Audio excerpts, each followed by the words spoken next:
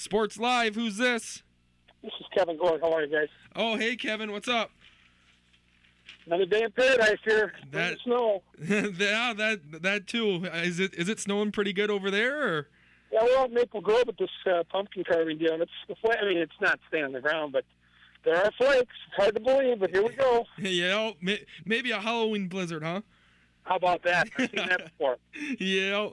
Well, interesting wild season it's been going since we've last had you on. We currently are 4-2-1 with an overall record of 6-2-1. What do you feel has been working well, and what do you feel needs to improve going further into the season? Well, early on, I think let's start with the negative. They need to play a 60-minute game. I guess, from talking to the coaching staff and just from watching and observing, they've played in spurts. They've played good periods for certain. But then you look at last night's second period against Edmonton, it was an awful period. And so they need to get a little more consistent with their game. The neat part, though, the good news is they've proven already this year, like they did last year, they're able to come back. And they did it against the Oilers last night. They had that bad second period, but they didn't let that keep them down and came out in the third period, got their forecheck established, and then were able to come back and get 2 goals at crunch time to win the game 4-3. So I love the ability that they've shown to rally. I love that they never say die, but if they want to make it to the home ice end of the playoffs and the upper echelon of the Western Conference, they probably need to get a little more consistent. But, I'm very encouraged by what I've seen so far. They've had a difficult schedule. They've played some really good teams, and this looks like the type of team that's going to be a major contender all year long. Yeah, it just never looks like we want to die. We sit there and a couple nights ago we were down, 4-1, and we came back and battled our way. Granted, we were on the losing side of that, but we came back and we had a chance there at the end, and Prezi had a good shot on goal again, fighting behind the net. But this team just doesn't seem like it ever wants to go away. Yeah, it's a good bunch of guys. Being around the team, they're very hungry. They're motivated to try to go to the next level, and they got a bunch of young guys that have tasted playoff success in back-to-back years with the series they've won, and they've also come up short of their goal. And so now, as these players start to mature and you start to kind of find your identity, and the identity is set by 3 guys: Koivu, Parisi, and Suter, and the identity is, win at all costs, and that means get the job done any way you can, and so worry about the team more than yourself, play good defense, be responsible about the puck, and then when you get your chances, you got to learn to bury it. And so I thought, Charlie Coyle scoring the game-winning goal last night was fairly important because he had a rough second period. He got demoted to the fourth line, and for a lot of young kids, when that happens, they'll either pout or they'll lose their confidence. And Charlie Coyle did neither. He stuck to his game, and in the third period, he came out and wanted to prove Mike Gill wrong, that he had been moved to the fourth line, and he got reunited with his regular mates and went out there and made a big play, got the game-winning goal. And then Mike Gill, in turn, late in the game, rewarded Charlie Coyle in the final minute and a half when the Oilers pulled their goalie. Charlie Coyle was out there at crunch time blocking shots and playing a good defensive game to help secure the 1-goal win. So it's been really fun to see the evolution of some of these young kids. The Jason Zuckers, the Nino Niederreiters, they last year kind of made their big jump. This year it looks like Charlie Coyle is that next young player to kind of go to the next level. It's been fun to watch. Yeah, it has. Thomas Vanek, he had a pretty okay season last year, but struggled in the playoffs. He has had early success this season. What do you feel has transpired to that early on?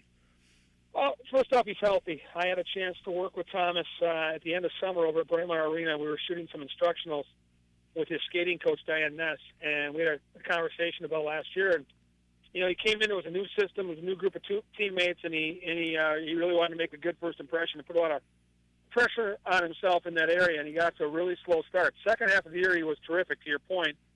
And then just from talking to him and to some of the trainers, he wasn't healthy in the playoffs. He wasn't going to say anything about it or make excuses, but he just didn't have his health. He was trying to play through some injuries, got that taken care of in the offseason, worked really hard with Diane Ness to improve his stride. And Thomas will be the first one to tell you. In fact, he told us in his interview after the game last night that speed really isn't his game. But finesse is, great hands and great vision kind of make him the player that he is. And, Thomas Vanek is a natural goal scorer. And so he's got his confidence right now. He's putting points on the board. He had 2 helpers last night.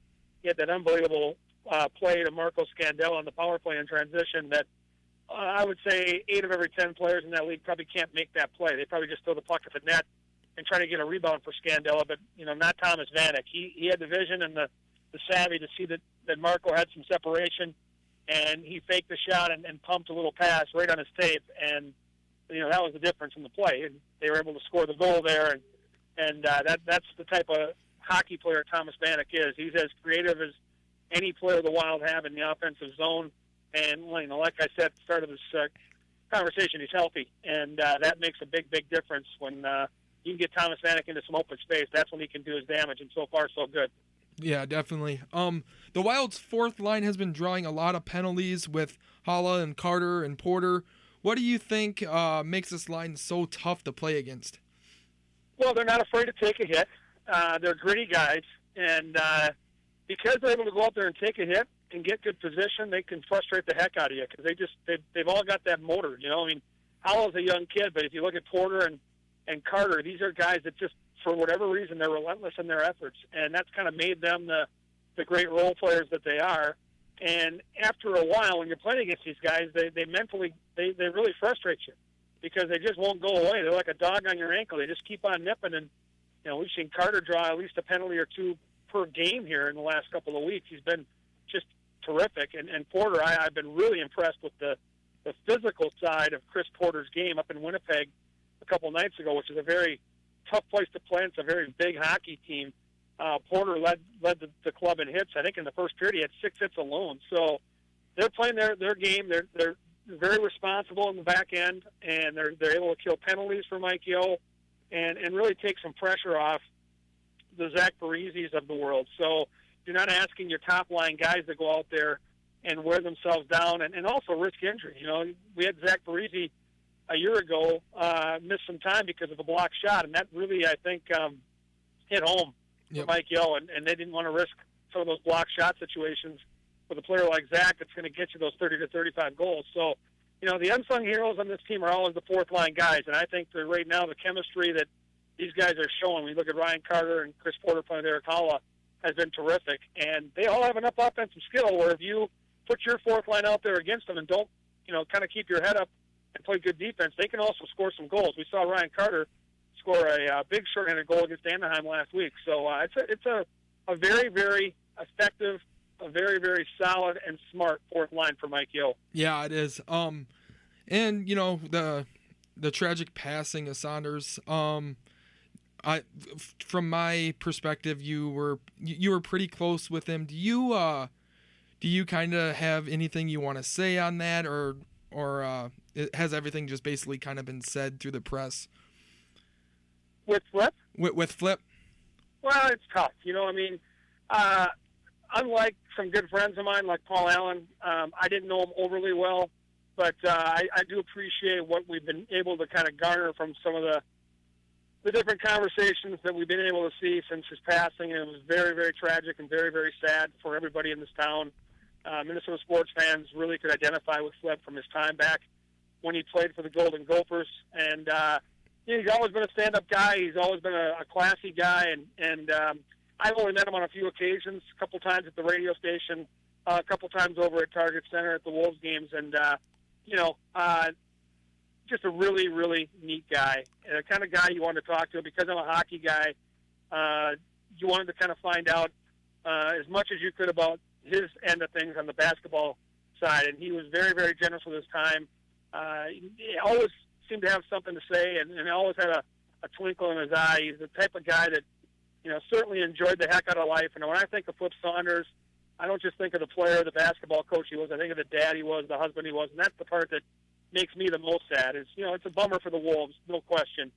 But when you think about his wife and his 4 kids and what they're trying to go through right now, with Flip just being 60 years old when he passed, that to me is really the crux of it and what makes me the most sad. And certainly going to keep the family in our thoughts and prayers. And just a real shame the way the whole thing worked out. It was certainly treatable. he got pneumonia, and when you've got that chemotherapy going on and your defense mechanisms in your body are worn out, that it was a horrible situation. It was very fluky, and we lost a good one in Flip Saunders. Yeah, it's been a very interesting week for Minnesota sports, though. But anyway, we appreciate the call in again, Kevin, and we will hopefully hear from you again soon.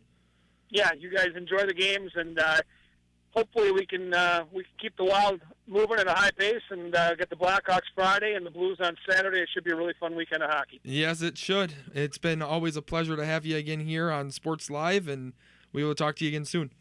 Happy Halloween, boys. All right, thanks. You too.